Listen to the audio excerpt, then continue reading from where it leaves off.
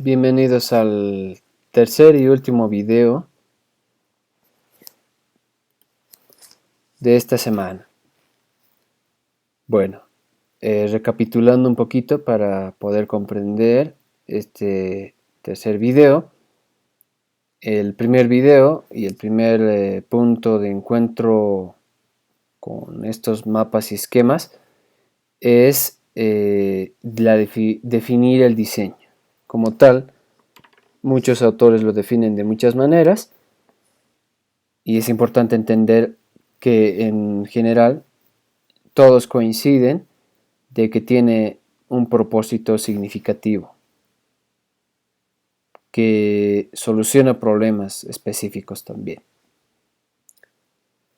En el segundo video hemos hablado justamente de una de las divisiones más grandes que tiene el diseño, que es el diseño diseño para persuasión, donde están implicados diferentes escenarios, tres en específico: la publicidad, la propaganda, que hemos hablado bastante de ello, y el tema de poder meterse un poco en el campo social para informar a las personas sobre prevención de salud y demás, ¿no? Esos son los tres campos dentro de la persuasión. Pero hay otro bloque, que es lo que ahora vamos a verlo acá, y tiene que ver muchísimo con, vamos a hacer un acercamiento, con la teoría social, ¿sí?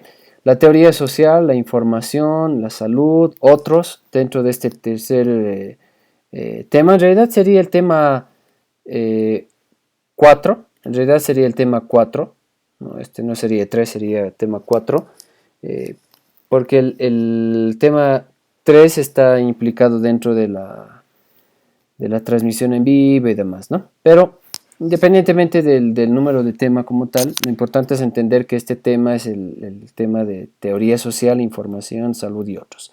Entonces, Jorge Frascara lo divide de esa manera. O sea, nos divide en dos grandes grupos. Él tiene una división en 4 en realidad, porque habla de la persuasión, de la información, de la educación y así. Pero si somos más específicos y sintetizamos, según John Costa y otros, como John Costa lo menciona y en el primer video lo decíamos, existe aquel diseño que es más vinculado a la parte de la persuasión, y este otro que tiene que ver más con la parte social, ¿no? Que de hecho hay diferentes autores también que hablan de esto. Voy a comenzar leyendo uno de los artículos favoritos que tengo, que es del licenciado Fernando Navia. Ustedes pueden buscar este artículo, si gustan, en Foro Alfa. Se llama Imágenes, Palabras y Números, el antes, ahora y siempre de la trilogía de la comunicación visual. O sea, imágenes, palabras y números, ¿no? Entonces, es muy interesante este artículo. Voy a leerles para que podamos captar y entender bien. Es un textito un poco largo, pero vale la pena, ¿no? Realmente vale la pena. Lo que hay en Foro Alfa es bastante bueno muchas veces, así que hay que aprovechar. Bueno, lo que me gusta de esto y con el cual arranco, esto como preámbulo para explicarles por qué esta teoría social y demás. A ver, miren lo que dice. Aquí Fernando Navia nos hace pisar la realidad de la vida cotidiana. ¿Qué dice? A ver, dice: presionando y desplazando los dedos en las pantallas táctiles de los dispositivos fijos y móviles, se despliegan una serie de signos diversos por forma, tamaño y color, entre otros.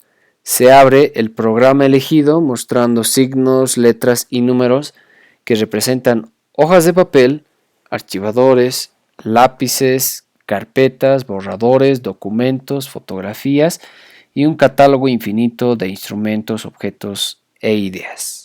Miren, es bien realista. O sea, no estaba hablando de la vida cotidiana, lo que usamos todos los días del celular, que incluye el celular. En la cocina del hogar hay una variedad de empaques de diversas formas, tamaños, materiales, colores, textos y números, que contienen productos alimenticios. En la biblioteca familiar, portadas de CDs, libros, revistas, periódicos y otros documentos conteniendo textos, números e imágenes. En la calle, vehículos de transporte público con formas, colores, cifras y textos adheridos. Camino al trabajo se observan innumerables letreros con nombres de calles y flechas, letreros gigantes con imágenes y textos que cuelgan en algunos edificios, luces de color rojo, amarillo y verde. Líneas blancas y amarillas pintadas en las calzadas, letreros de madera escritos con tiza, letreros metálicos dispuestos en la vereda en forma de B invertida con letras y cifras. Una marcha numerosa, palabras y dibujos de varios colores, además de coloridas banderas. Se paga el valor del viaje con un papel que contiene cifras, imágenes y palabras. Caminando por la calle, más letreros de diversos materiales, colores, letras anunciando que ahí se vende comida, al lado helados, ropa, una peluquería. En el gigantesco aeropuerto de Ámsterdam circula una impresionante cantidad de personas de diversos tamaños, colores y formas de vestirse. Se ven letreros por todas partes en idioma holandés e inglés, con flechas, signos y cifras. Otra vez, letreros de tiendas, cafeterías, restaurantes, librerías, perfumerías, llenas de objetos con letras, colores, formas, textos, estilos y materiales diversos. En el mostrador de la línea aérea, una amable asistente indica con gestos a la gente que obtenga de una máquina su pase a bordo. Pantalla con signos, letras y cifras que entrega un papel con signos, palabras y cifras. Pasaporte que contiene textos, cifras y fotografías. Ya en el avión se ven números y letras que representan sillas de cada pasajero y detrás de ellas pantallas con imágenes, cifras y palabras. En Estrasburgo otra vez letreros, cifras, palabras en francés y signos.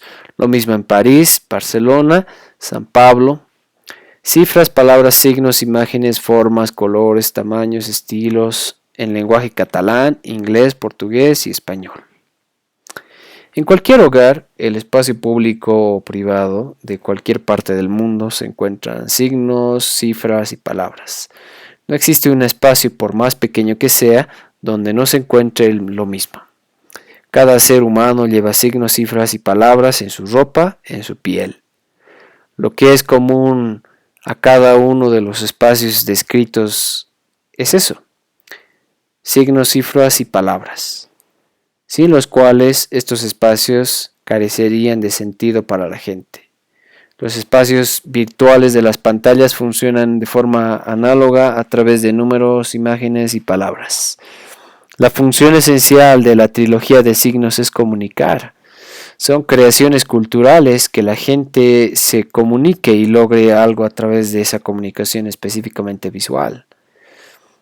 Segunda característica esencial de la trilogía: fueron hechos para mirar con el cerebro y cumplir unos fines: informar, nombrar, educar, orientar, identificar, reconocer, diferenciar, advertir, prevenir, seducir, persuadir, entre otros. Las palabras y los números también se pueden decir y escuchar, pero los signos e imágenes no se dicen ni se escuchan, solo se ven, están hechos para el ojo. Un comerciante cuelga una pizarra en la entrada de su comercio anunciando la venta de comida con signos manuscritos a tiza. Los ciudadanos se identifican con su pasaporte o cédula de identidad a través de signos, retrato, nombre y apellido, número de identificación, nacionalidad, fecha de nacimiento y firma, entre otros. Esta identificación, además de diferenciar al país de procedencia, sirve para cumplir responsabilidades administrativas y jurídicas. Billetes y monedas o tarjetas plásticas sirve para realizar transacciones económicas como comprar o vender. Las señales de tráfico prohíben, previenen, informan, reglamentan o advierten en las calzadas y vías para que conductores peatones circulen en orden. La señalética en aeropuertos, centros hospitalarios y supermercados son útiles para orientar e informar a la gente, con imágenes, signos, números y palabras. Libros, revistas, periódicos, vallas publicitarias, páginas de internet, folletos, manuales, catálogos, letreros, pantallas, etc. Contienen palabras, imágenes y cifras, comunicando visualmente con diversos fines. Las empresas e instituciones, productos y servicios no podrían identificarse, diferenciarse, ser reconocidos y memorizados sin un nombre y una marca gráfica que los represente. Todos los países del mundo utilizan banderas, himnos o escudos para identificarse e identificar a sus ciudadanos. Los hombres de todas las culturas siempre se han guiado por signos y así seguirá siendo mientras nuestra comunicación dependa de números, palabras y signos. Desde los trazos rituales y utilitarios de las cavernas hasta las piedras convertidas en apachetas en los caminos, después sustituidos por cruces cristianas e imágenes de adoración, hasta las actuales señales viales digitales luminosas en las autopistas y los iconos de escritorio de dispositivos móviles y computadoras. El ser humano ha utilizado signos para comunicarse. Lo que es común a todos ellos, pese a sus diferencias, usos, denominaciones, formas, colores, materiales, soportes, tecnologías, situaciones, entornos y contextos, es la necesidad de comunicar visualmente algo a alguien. Sin la comunicación visual, la sociedad no podría existir. De esta experiencia histórica ha nacido la comunicación visual, tiempo de conocimientos que han evolucionado con y por el ser humano. Es algo largo, lo sé, sin embargo es riquísimo, es increíble, a mí me entusiasma siempre que leo esto porque me muestra que el diseño está integrado absolutamente a toda nuestra vida cotidiana y vida real, ¿no? Es increíble, les invito a que ustedes puedan leerlo de nuevo y van a encontrar que hay varios datos que nos da ahí Fernando Navia. ¿Por qué empiezo con esto? ¿Y por qué me he tomado el tiempito para leerles? Porque se supone que acá nos está hablando del diseño en forma real en un contexto determinado. No está hablando de hacer publicidades, no está hablando de vender productos, está hablando de la vida cotidiana. Está hablando de todo lo que hacemos tú y yo todos los días. Al subirnos al Pumacatari tenemos que identificar el bus Pumacatari. Tiene que ser ese bus amarillo con la iconografía Tiahuanacota al costado. Cuando subimos a un minibús sabemos qué número es y qué color es su letrero. Cuando vamos al cajero automático usamos una tarjeta que tiene diseño y que tiene una serie de números, y cuando introducimos la tarjeta podemos usar esos números para poder interactuar con la pantalla y con el sistema que está ahí bancario. Nos sale dinero y ese dinero tiene cortes específicos y tiene colores con números. Todo en nuestra vida es diseño. Por lo tanto, el diseño en el campo social es riquísimo y es lo que más me encanta a mí dentro de las ramas del diseño, y es donde yo más he trabajado en ese aspecto, ¿no?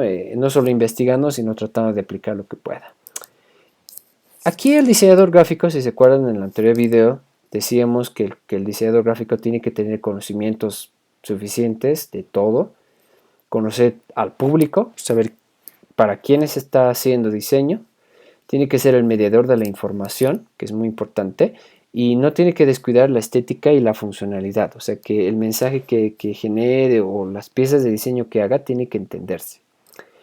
Y esto implica mejorar, sobre todo en el mejor de los casos, el punto más importante para mí en este tema es mejorar la calidad de vida de la gente. Y lo que les decía, ¿cómo rayos puedo hacer que el diseño ayude a mejorar la calidad de vida de la gente?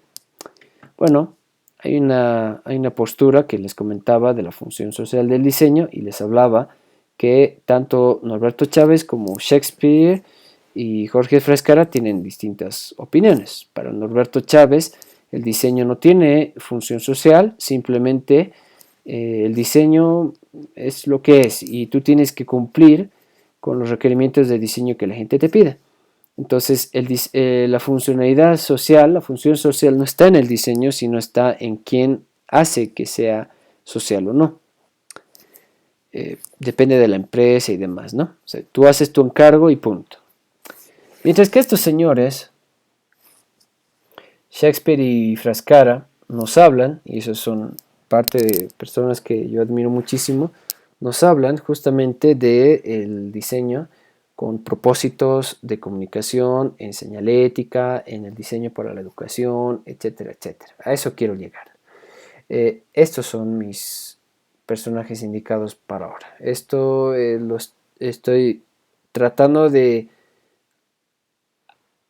aumentar sobre el webinar que he dado sobre el diseño y la transformación, ¿no? Cómo transforma el diseño en este aspecto, ¿no? Bueno, Jorge Frascara nos divide el diseño en estos cuatro grandes grupos. El diseño para persuasión no lo vamos a tocar porque en el otro video ya hemos hablado de ello, ¿no? Pero sí el diseño para la información, el diseño para la educación y el diseño para la administración, que habla de formularios, boletos, organigramas y demás. Bueno, vamos entonces a esto, ¿no? Eso es lo que nos plantea Frascara. Jorge Frascara en su libro Diseño para la gente, que es uno de mis libros favoritos, de hecho siempre les recomiendo a muchos de mis estudiantes, pero no solamente les recomiendo que lo lean, sino que también traten de ver que las posibilidades de trabajar con estas áreas sociales del diseño, porque yo me identifico muchísimo con ello, no son posibilidades que están lejos de nuestras manos o nuestro alcance. A veces pensamos que tenemos que hacer un gran proyecto como para poder repercutir en la sociedad. O sea, a veces hay cosas tan pequeñitas con el cual yo puedo hacer cambios. Eso es lo que dice Jorge Frascara. Y es verdad, porque yo lo que he hecho hasta ahora como parte del material de diseño editorial y demás, es prácticamente esto, ¿no? Por eso me encanta lo que habla Frascara, ¿no? Y siempre lo recalco. Frascara en su libro nos dice que el diseñador debería integrarse, así igual que en la parte del diseño para persuasión, nos menciona que el diseñador debería estar en un grupo multidisciplinario. Pero no solamente un equipo multidisciplinario, sino debería estar bien metido en estas áreas también. O sea, significa que el diseñador debería conocer ámbitos de psicología, de sociología, de antropología y de marketing. Vale decir que conozca muchísimo el comportamiento de la gente, el comportamiento de la sociedad, la relación entre el individuo y la gente, aprenda también a utilizar herramientas del marketing como estrategias específicas para tomar decisiones y demás. Y también la psicología como uno de los puntos más fuertes dentro de lo que sería como tal el estudiar un poco más algunos ámbitos que están muy internamente dentro del ser humano, como son las colecciones intrapersonales, el relacionamiento directo de un individuo con un contexto determinado, etcétera, etcétera. O sea que en el webinar que di, me preguntaba alguien, me decía, entonces, ¿es necesario que estudie uno de estos? Bueno, si tú tienes la posibilidad de estudiar esto para entender un poco más las áreas sociales, bienvenido sea, ¿no?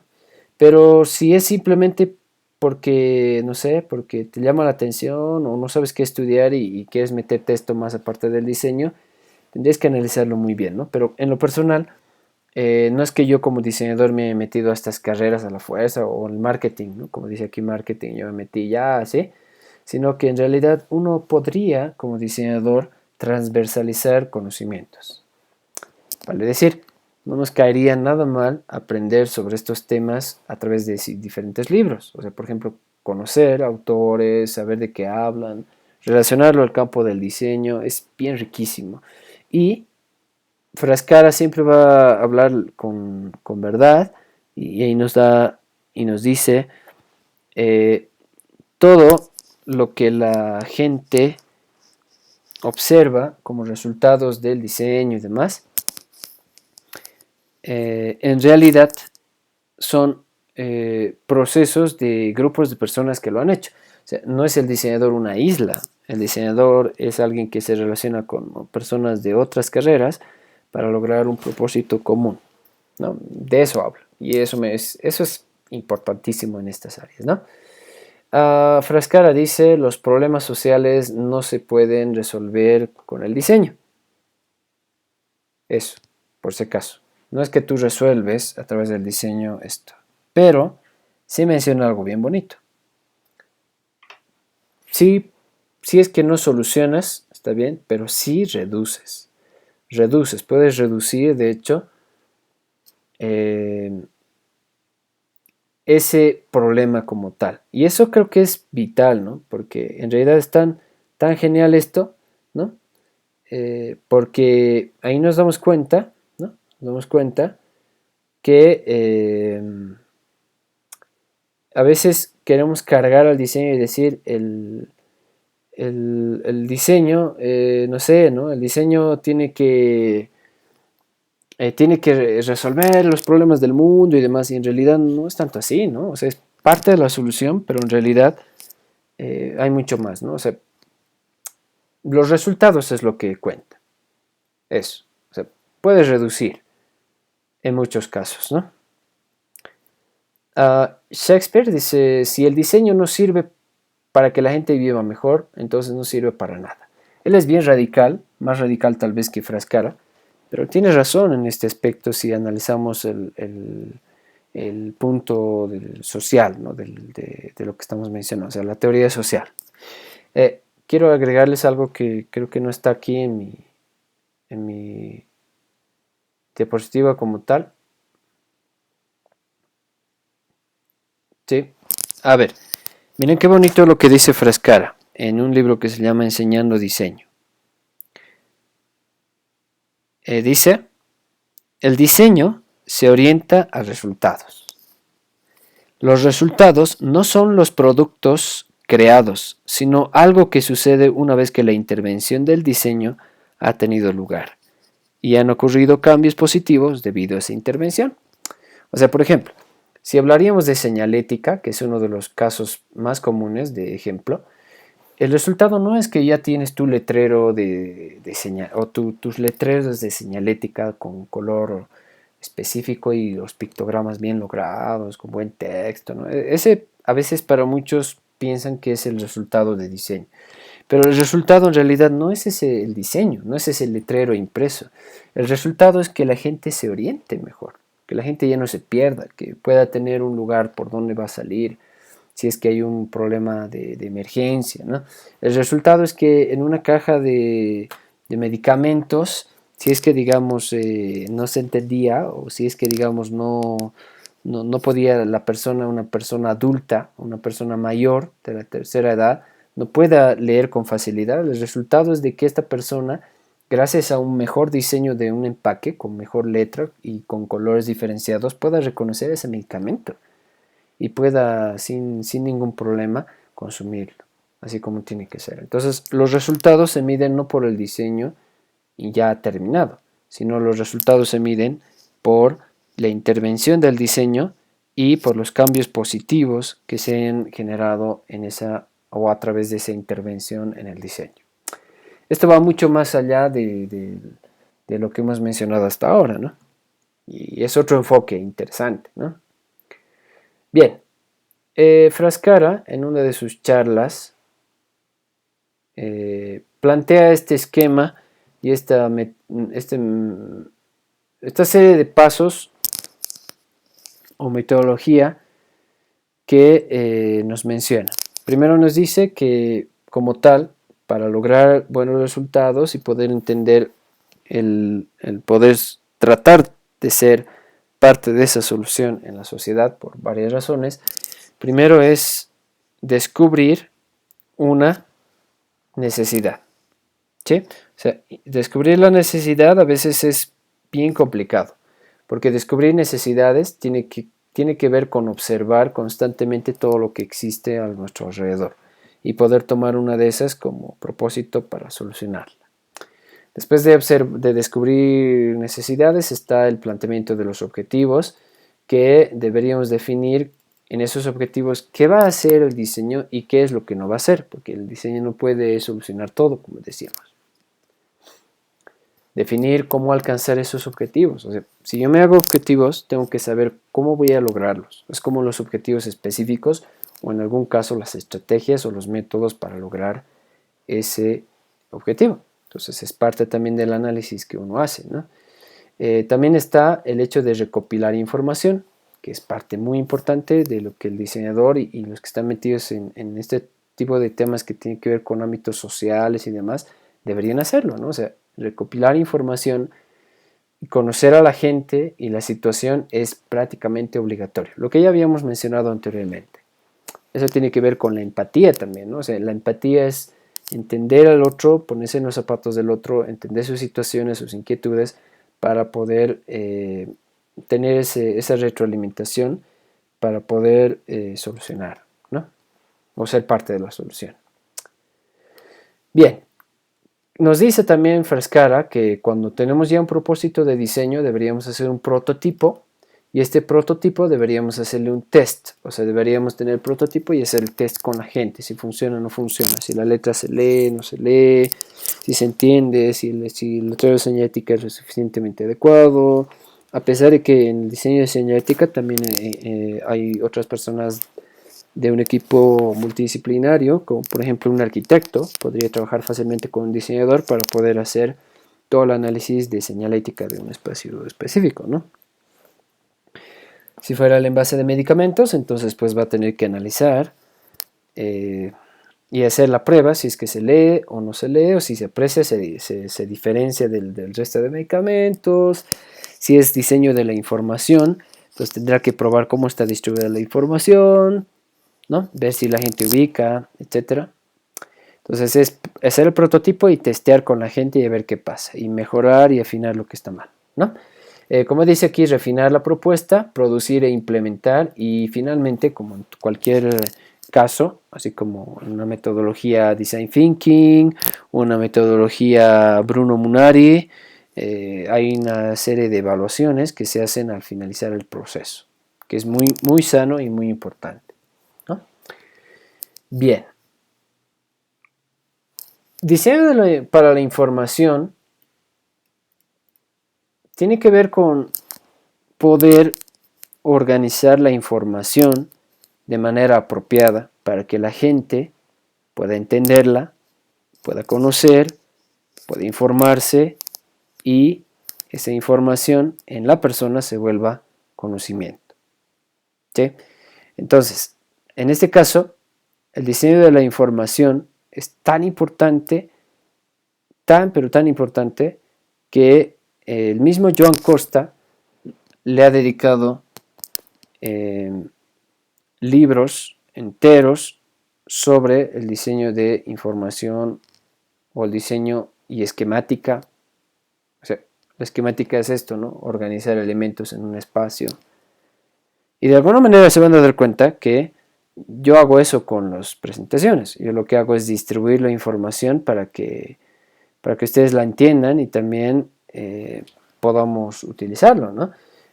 A manera de ejemplo creo que me serviría muy bien también eso, pero hay tantas cosas que podríamos mencionar, ¿no? De hecho, ¿no? Pero, muy aparte de esto, del diseño para la información, vamos a ampliar un poquito más esto en la segunda sesión en vivo, ¿sí? O sea que vamos a hablar un poco más sobre el diseño para la información. Por eso no lo estoy detallando muchísimo. El diseño para la administración tiene que ver con ese diseño donde tú generas formularios, boletos y demás, pero con mucho cuidado, porque generalmente en este diseño para administración, en boletos de compra y demás, a veces el diseñador comete de colocar los elementos no en su lugar, desfasados, o un pequeño cuadradito que era para marcar, pero no había sido de este texto, había sido del otro, o sea, cosas así, ¿no? Entonces puede parecer bien minúsculo, pero en realidad es tan importante porque todos usamos formularios, Todos usamos en algún momento algún boleto o hacemos un organigrama que nos va a ayudar a entender toda la distribución de la información. Así que va muy de la mano, pero tiene que ver con estas cosas concretas para poder entenderlas, ¿no? Bien, ¿qué más? Tenemos finalmente el diseño para la educación. Y pues este es uno de los puntos que más me ha apasionado, porque el primer taller que yo di con temas que tienen que ver con transversal social y demás, ha sido hace 5 años, y justamente mi primera charlita era diseño para la educación. En el diseño para la educación hay que diferenciar esto. La enseñanza y el aprendizaje prácticamente es la adquisición de habilidades y conocimientos, o sea, ganar conocimiento. Eso es la enseñanza y el aprendizaje como tal, y eso nos menciona Frascara. Pero, ahí viene el pero. La diferencia entre enseñanza, aprendizaje y educación es que la educación tiene que ayudar al desarrollo del individuo y de la sociedad a través de la reflexión individual y colectiva. Significa que una persona tiene que empezar, si el material de diseño para la educación está bien planteado y bien hecho, que ahorita les explico por qué, entonces debería ayudar y despertar a la reflexión, a la crítica, o sea, ser autocrítico y también ser crítico de las situaciones que el ser humano vive a diario. O sea, eso es lo que yo quiero enfatizar. ¿Bien? ¿Por qué? Porque a veces confundimos esto entre lo que es un material didáctico y un material educativo. No es lo mismo. ¿Por qué? Y ahí es donde generalmente existe confusión. Un material didáctico es un material que puede ser, no sé, a ver, ustedes han debido ver muchas veces estas láminas, como la que estoy viendo ahorita, esta lámina de la planta, ¿no ve? Así, estas láminas escolares y demás. Esas láminas u otros que un docente podría hacerlas, armarlas, es un material didáctico, es un material con el cual la persona puede leer y entender o conocer. Esa es una pieza didáctica, ¿no? O sea, ese es el propósito. Pero el material educativo es mucho más que esto. Es no solamente algo que el estudiante ve, observa y lee y entiende, sino el material educativo tiene que tener la posibilidad de interpretar el desarrollo del juicio. O sea, imagínense, o sea, la calidad de poder tener una opinión personal, de poder hacer o romper arquetipos, estereotipos que hay, pueda tener su propia opinión y su propio criterio. A eso, cuando se llega a eso con el diseño, entonces has hecho material educativo. Significa que tiene, en este caso el material educativo, tiene que implicar la participación activa de docentes y estudiantes para que realmente se llame material educativo. Tal vez aquí muchos no me entiendan o me digan, no entiendo bien sinceramente. Bueno, lo pondremos fácil. Material didáctico son estas fichas, láminas, esquemas y demás que uno puede usar para que una persona lo lea y se entere de algo. Pero el material educativo es un material donde los docentes y estudiantes participan. Por ejemplo, había varios ejemplos de esto, Frascara lo menciona y yo también he visto muchos de esto, donde realmente, por ejemplo, había unas fichas donde había personajes donde dos jóvenes no solamente tenían que ver las fichas y leer de qué se trataba, sino que también tenían que crear su propio criterio. O sea, tenían que ver que esas fichas de personas que representaban algo eran estereotipos y arquetipos de la sociedad. O sea, que decían que si es una persona con barba, o es una persona con tatuajes, o es una persona con, no sé, con cabello largo, etcétera, no sé, si tiene tatuajes, hacemos un juicio de valor muchas veces y decimos, si tiene tatuajes es un, no sé, es una persona rebelde, delincuente, no sé. Si tiene el cabello largo, entonces no sé, es descuidado o es, no sé, ¿no? Tiene otro propósito, no sé. Y si es, no sé, si tiene barba es de esta manera, así, o sea, hicieron un material educativo donde hablaba de esto, donde había fichas y donde los chicos aprendían, pero lo que hicieron ¿Y por qué era participación activa? Porque los chicos comentaban y hablaban y el docente también respondía. Lo que hicieron fue tener una participación activa, pero tuvieron esto, ¿no? O sea, fue clave. Por eso, aquí yo decía en la educación que tiene que ayudar al desarrollo del individuo y de la sociedad. O sea, es muy importante, ¿no? Y aquí la psicología educacional y la psicología del desarrollo son partes transversales de esto, porque a través de esto tú puedes entender el sentido crítico que una persona va a tener y va a tener una postura, una opinión, qué es lo que piensa, qué es lo que dice, cómo interpreta, etcétera. Es vital, ¿no? Entonces, espero que se entienda eso. El material educativo es un material pasivo que solamente tienes un texto o una infografía que lees, pero el material educativo es un material que evidentemente es una pieza de diseño que tienes mapas, esquemas, etcétera, pero implica de que el docente y los estudiantes participen con él. Entonces, al tener una participación activa, hace que no solamente aprendan, sino también generen su propio criterio, ¿no? Y su propia opinión. Eso es bien interesante, por ejemplo, ¿no? En el caso de la educación. También existe esto de del diseño para educación, también existe la educación sanitaria, eh, la educación para la seguridad, para la parte pública, vial, etcétera. Muy importante porque a través de esto la gente puede saber dónde dirigirse, dónde estar, qué cuidados debe tener. Por ejemplo, en el teleférico a veces hay esos mantenimientos que hacen muchas veces al equipo. Entonces, para eso, para que una persona entre en cierto lugar, hay letreros de señalética que te dicen prohibido entrar aquí, seguridad de las personas o seguridad pública, finalmente información que nos va a ayudar a entender que nuestra carrera es muy grande, ¿no? Y tiene tantos propósitos hermosos y maravillosos, ¿no? Bueno, este es el tercer y último video. Son videos más larguitos porque obviamente solo son 3 videos.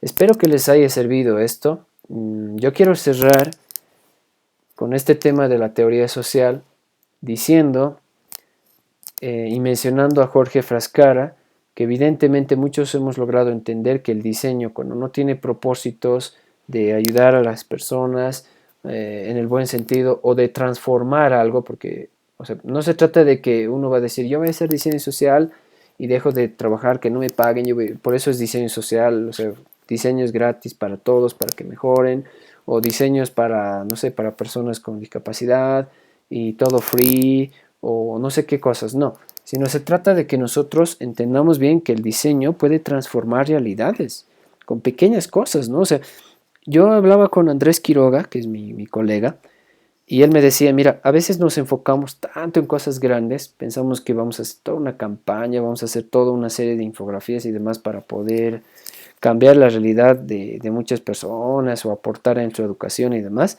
cuando en realidad te das cuenta que hasta las fichas y formularios que a veces hay, no sé si ustedes se han fijado las facturas de luz, de agua y demás, pero a veces, como diría alguien, es un chenco, o sea, no hay información bien organizada, a veces te dan un formulario tan desastroso que no sabes de qué trata.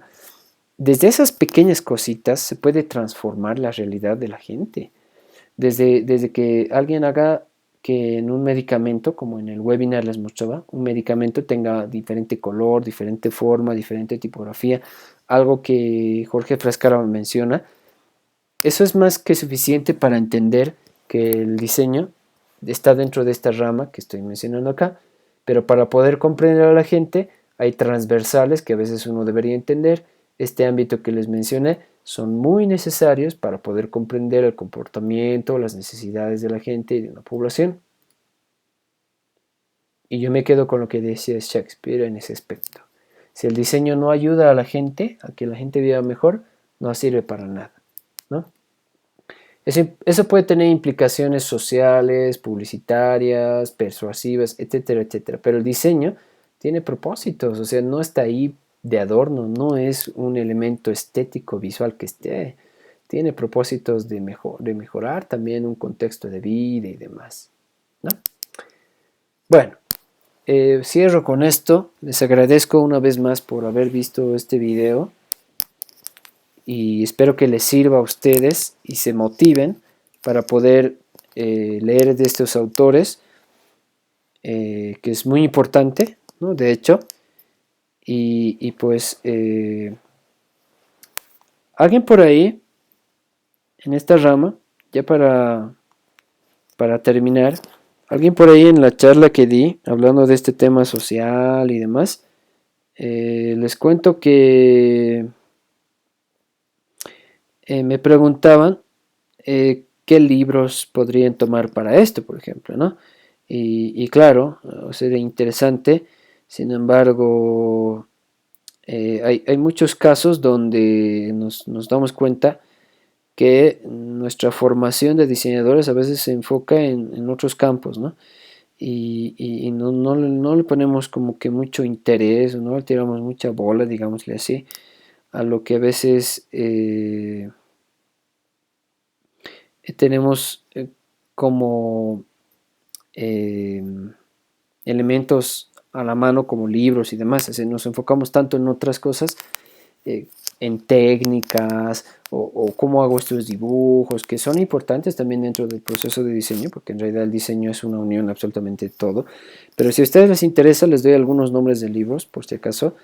Uno de los más importantes para entender todos estos procesos que hemos ido viendo en estos videos se llama Diseño Gráfico y Comunicación, que es el libro principal de Jorge Frascara. Tenemos otro libro que se llama Diseño Gráfico para la Gente, del mismo Jorge Frascara, que para mí es mi libro favorito, es el libro que más quiero, es el libro que me ha ayudado muchísimo a entender todo esto desde hace ya 5 años por lo menos. También el libro de Joan Costa de Diseñar para los Ojos es vital para poder comprender los enfoques diversos del diseño. Fernando Navia tiene un libro que se llama Diseñar para el Conocimiento, que es un libro pequeño y muy bonito. También les recomiendo muchísimo eso. Y hablando de esto, del tema social y demás, hay un libro genial que habla de ética en el diseño gráfico. Se llama así Good, Ética en el Diseño Gráfico, de Lucienne Roberts. Es un libro que a mí me sirve muchísimo para entender la línea del proceso ético profesional y de trabajo en el diseño. Y por ejemplo, ¿no? Y uno más que les podría citar para que ustedes también, si es que realmente les interesa, es poder ver también este libro de Ellen Lupton. Hay un libro de Ellen Lupton que se llama Intuición, Acción y Creación, Graphic Design Thinking. Justamente habla del Design Thinking.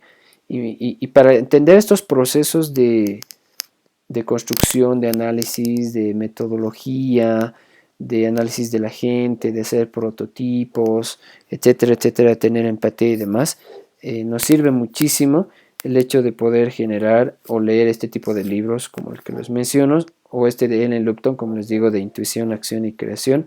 El Graphic Design Thinking es uno de mis libros favoritos también porque tiene un montón de metodologías de diseño, mezcladas con técnicas de análisis cuantitativo y cualitativo y demás. O sea, son ejemplos específicos, ¿no?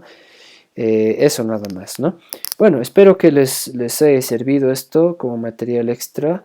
También aparte de, y pues agradecerles una vez más por haber visto el video y por haberme acompañado durante esta semana de trabajo durante el proceso de las clases virtuales. Soy el profesor Walter Astorga y pues me alegra mucho estar trabajando con ustedes y espero sus comentarios en el foro, en las actividades. Por favor no se atrasen, eso les recomiendo. Y pues vamos con todo, ¿no? Adelante con todo, siempre investigando sobre el diseño y enamorándonos más de nuestra profesión. Gracias.